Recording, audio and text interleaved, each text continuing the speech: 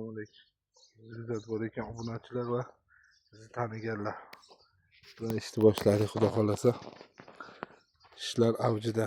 Kun issiq bo'lishiga qaramay chopish ishlari davom etyapti.